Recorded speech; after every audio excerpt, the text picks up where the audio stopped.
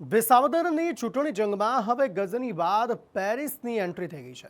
વિસાવદરમાં પેરિસ જેવા રસ્તા બનાવવા મતદારોને વચન આપવામાં આવ્યું છે અને એ પણ 800 દિવસમાં। આ વાયદો કર્યો છે ભાજપના ઉમેદવાર કિરીટ પટેલે। તેઓ આટલેથી જ ન અટક્યા, તેઓ જીતીને જયેશ રાદડિયાને મંત્રી બનાવવા માંગે છે। તેની પાછળ જવાબદાર છે પાટીદાર ફેક્ટર। કેવા છે આ માટેના સમીકરણો, જોઈએ આ રિપોર્ટમાં। અરે મારે તો 800 દિવસનો ધારાસભ્ય બનવું છે અને આ જીત થકી મારે મારા ભાઈને મંત્રી બનવા છે। વિસાવદરના ચૂંટણી પ્રચારમાં હવે વાયદાઓનો મારો શરૂ થઈ ગયો છે। ઉમેદવારો પ્રચાર સભાઓ ગજવી રહ્યા છે। ભાજપના ઉમેદવાર કિરીટ પટેલ તો વાયદા કરવામાં સૌથી આગળ નીકળી ગયા। તેમણે વિસાવદરના મતદારોને પેરિસ જેવા રસ્તા બનાવવાનો વાયદો કર્યો છે। આ માટે તેમણે લોકો પાસે 800 દિવસનો કાર્યકાળ માંગ્યો। ખાલી 800 દિવસ તમે મને આપો, 800 દિવસની અંદર તમને એમ ન થાય કે પેરિસની બજાર જેવા જો રસ્તા ન બનાવી દો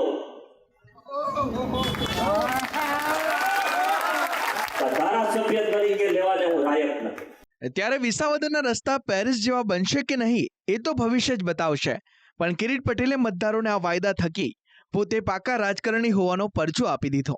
ધારાસભ્ય તરીકે 800 દિવસના કાર્યકાળમાં કિરીટ પટેલની વધુ એક ઈચ્છા પણ છે। તેઓ ધારાસભ્ય જયેશ રાદડિયાને મંત્રી પદે જોવા માંગે છે કે વિસાવદર અને ભેસાણની બજારમાં આમ આદમી પાર્ટીના 400 કરોડ રૂપિયાના શીશ મહેલમાં રહેનાર મુખ્યમંત્રી એ શોભે કે 400 દીકરીનો કન્યાદાન કરનાર જયેશ રાદડિયા શોભે।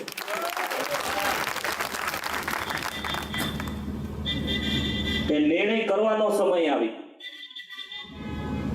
હમણાં એક ભાઈએ ઉત્સાહમાં કીધું કે મિનિસ્ટર, અરે મારે તો 800 દિવસનો ધારાસભ્ય બનવું છે અને આ જીત થકી મારે મારા ભાઈને મંત્રી બનવા છે। મહત્વનું છે કે ભાજપે વિસાવદર બેઠકની જવાબદારી પૂર્વ કેબિનેટ મંત્રી જયેશ રાદડિયાને સોંપી છે। તેની પાછળ જવાબદાર છે વિસાવદરનું પાટીદાર ફેક્ટર। અહીંના 2,60,000 જેટલા મતદારોમાં પાટીદારોની સંખ્યા લગભગ 50% જેટલી છે, એટલે કે પાટીદારો નિર્ણાયક છે। રાદડિયા લેઉવા પાટીદાર સમુદાયના અગ્રણી, સૌરાષ્ટ્ર ભાજપના કદાવર નેતા અને સહકારી ક્ષેત્રના અગ્રણી પણ છે, જેને જોતા ભાજપને તેમની સાથે વધારે આશા છે। એવામાં રાદડિયાને ફરી મંત્રી બનતા જોવાની કિરીટ પટેલની ઈચ્છા પોતાનામાં ઘણું બધું કહી જાય છે। છેલ્લી 3 ટર્મથી વિસાવદર બેઠક ભાજપને નથી મળી। એવામાં જો રાદડિયા આ બેઠક ભાજપને જીતાડવામાં સફળ થાય તો તેમના માટે ફરી મંત્રી બનવાનો માર્ગ મોકળો થઈ શકે છે। અને આ જ કારણ છે કે રાદડિયા કિરીટ પટેલ સાથે પ્રચાર માટે વિસાવદરના ગામોને ખૂંદી રહ્યા છે, કેમ કે વિસાવદરમાં ભાજપની સાથે જયેશ રાદડિયાની પ્રતિષ્ઠા પણ દાવ પર છે। તો આ તરફ વિસાવદરના પૂર્વ ધારાસભ્ય ભૂપત ભાયાણી પણ કિરીટ પટેલને જીતાડવા મેદાનમાં ઉતર્યા છે। તેઓ મતદારો સમક્ષ કિરીટ પટેલનો પાવર રજૂ કરી રહ્યા છે। એક સભામાં તેમણે ત્યાં સુધી કહી દીધું કે જરૂર પડશે તો કિરીટ પટેલને અધિકારીઓને સીધા કરવામાં 3 મિનિટ પણ નહીં લાગે। કોઈ પણ અધિકારી હોય એને બેવડો વારવો હોય મિત્રો, તો કિરીટ પટેલ પાસે 3 મિનિટ લાગશે। કેટલી? 3 મિનિટ।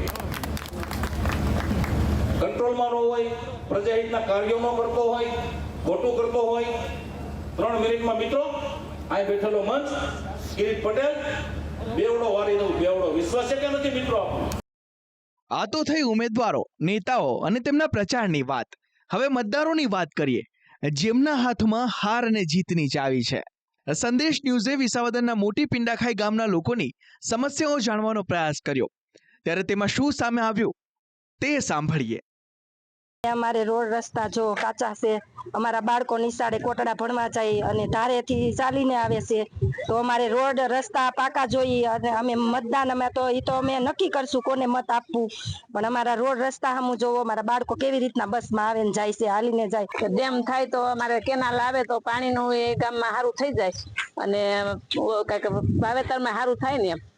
પિયત માટેના જે ખાસ કરીને ભાવો પણ નથી મળતા, ભાવે નથી મળતા અને આપણો જેમ ભાવે માલ માગે છે।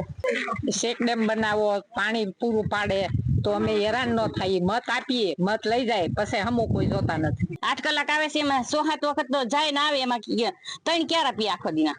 અને અટાણે જ કામ છે. અને ચોમાસાની લાઈટ આવે પછી શું કામ નહીં, અત્યારે જ અમને લાઈટ જોઈએ અમારે ઉનાળાની.